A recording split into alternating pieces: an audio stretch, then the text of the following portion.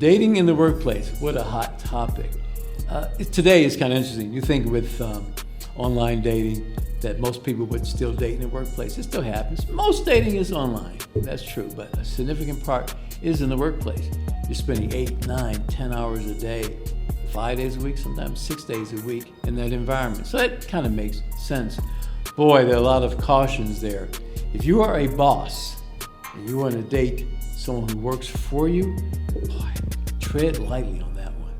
I would advise, I'll be very honest with you, if you're a boss and that person's working directly for you, I just wouldn't do it at all. Indirectly for you. If you are a boss, you're at a higher level, and that person's in a different group, that's different.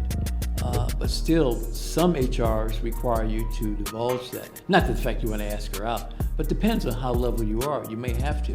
So definitely look into what the requirements are and the policies are. But is she that fine? That's what we call this. Okay, there's a graph here, right?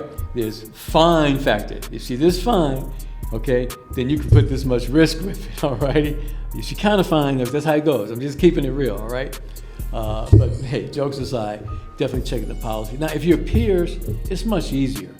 If you're peers even with the same group, as long as you've got an understanding with that person. The danger part is if you're just dating, and then what happens if it's a bad breakup. So consider those factors too, okay? Particularly if you're peers in the same group. If you're peers and she's in a different group, and or he's in a different group, you got to work that out. If you are in a situation and let's say she is your boss, I'm just using a male perspective, okay? So it could be male to male if you're gay, it could be female to female if you're gay. I'm using male to female, so let's say I'm working for a young lady and she's my boss.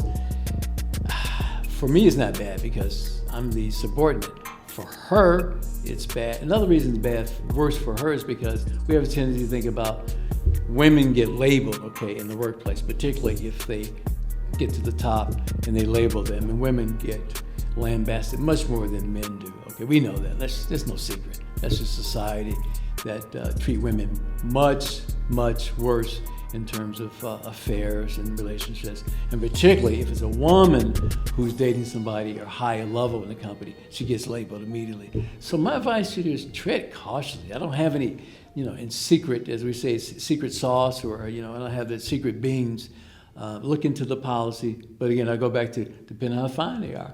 Take more risk. Thanks. Take care. Bye-bye.